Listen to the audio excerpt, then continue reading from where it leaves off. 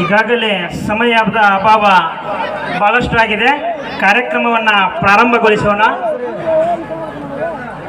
ಕೈಲಾಸದಲ್ಲಿ ಗರ್ಜಿಸುತ್ತಾ ಜವದಂತೆ ಬೋರ್ಕರಿಸುತ್ತಾ ಒಂದು ಅಶರೀರವಾಣಿ ಅದ್ಭುತವಾಗಿ ಕೇಳುತ್ತಿತ್ತು ನೋಡ. ಗಲ್ಲ ಗಲ್ಲನಂತ ಅದ್ಭುತವಾಗಿ ತನ್ನ ಒಂದು ನಾದವನ್ನ ಹೊರಹೊಮ್ಮಿಸುತ್ತಿತ್ತು ನೋಡ. ಅದು ಎಲ್ಲಿದೆ ಎಂದು ನೋಡಿದಾಗ ಶ್ರೀಗಂಧದ ನಾಡು, ಕನ್ನಡದ ಬೀಡು ಎಂಬ ಹೆಸರಾಂತ ಕರ್ನಾಟಕ ನಾಡಿನಲ್ಲಿ ಹೊರಹೊಮ್ಮುತ್ತಿತ್ತು ನೋಡ. ಕರ್ನಾಟಕದ ಒಡಲಾಳದ ಹೃದಯ ಭಾಗದಲ್ಲಿ, ಕರ್ನಾಟಕದ ಒಡಲಾಳದ ಹೃದಯ ಭಾಗದಲ್ಲಿ ಪಂಡಿತ ಪುಟ್ಟರಾಜ ಗವಾಯಿಗಳಂತಹ ದೇವ ಪುರುಷರು ನಡೆದಾಡಿದಂತ ಗದಗಿನ ನೆಲದಲ್ಲಿ ಚಿಮ್ಮುವ ಚಿಲುಮೆಯಂತೆ ಹುರಿದುಂಬಿಸಿ ತನ್ನ ಒಂದು ಸದ್ದನ್ನು ಮಾಡುತ್ತಿತ್ತು ನೋಡ. ಅದ್ಯಾವ ವಾಣಿ, ಅದ್ಯಾವ ಶಬ್ದವಾಣಿ ಎಂದು ಇಣುಕಿ ನೋಡಿದಾಗ ಅದೇ ನಮ್ಮ ಊರಿನ ಮಾಟ್ರಂಗಿ ಗ್ರಾಮದ ಮಾರುತೇಶ್ವರನ ಈ ರಥೋತ್ಸವದ ಜಾತ್ರಾ ಮಹೋತ್ಸವದ ಸುಂದರ ಸೊಬಗಿನ ಸೊಗಡ ನೋಡ. ಈ ಸುಂದರ ಸೊಬಗಿನ ಸೊಗಡ ನೋಡ.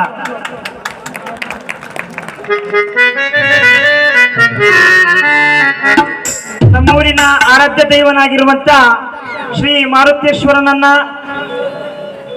ಈ ಸಂದರ್ಭದಲ್ಲಿ ಮತ್ತು ನಮ್ಮ ಹೃದಯ ಮಂದಿರದಲ್ಲಿ ಸ್ಮರಣೆಯನ್ನ ಮಾಡುತ್ತಾ ಪ್ರಾರ್ಥಿಸುತ್ತಾ ಈ ಕಾರ್ಯಕ್ರಮಕ್ಕೆ ಚಾಲನೆಯನ್ನ ನೀಡ್ತಾ ಇದ್ದೇನೆ.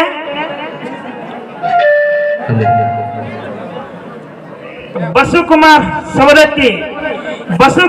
ಸವದತ್ತಿ ಎಂಬ ಸೃಷ್ಟಿಕರ್ತನಿಂದ ಸೃಷ್ಟಿಯಾದಂತ ಕಥೆಯೇ ಗಂಡು ಭೂಮಿಯಲ್ಲಿ ಪುಂಡ ಹುಲಿಯ ಅರ್ಥಾತ್ ಕಲಿಯುಗದ ಕ್ರಾಂತಿ ಎಂಬ ಸುಂದರ ಸಾಮಾಜಿಕ ನಾಟಕವನ್ನ ಇಂದು ನಮ್ಮೂರಿನಲ್ಲಿ ಹಮ್ಮಿಕೊಳ್ಳಲಾಗಿದ್ದು, ಈ ಒಂದು ಸುಂದರ ಸಾಮಾಜಿಕ ನಾಟಕಕ್ಕೆ ತಾವೆಲ್ಲರೂ ಕೂಡ ಬಂದು ಪಾತ್ರರಾಗಿದ್ದೀರಿ.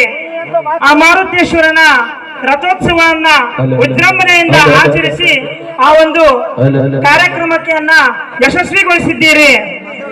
ಜೊತೆಗೆ ಈ ಒಂದು ಸುಂದರ ಶುಭ ಕಾರ್ಯಕ್ರಮವನ್ನ ಯಶಸ್ವಿಗೊಳಿಸಲೆಂದು ಗಣ್ಯಾತಿ ಗಣ್ಯರು, ಎಲ್ಲ ಅತಿಥಿ ಗಣ್ಯ ಮಹೋದಯರು ಕೂಡ ಆಗಮಿಸಿದ್ದಾರೆ.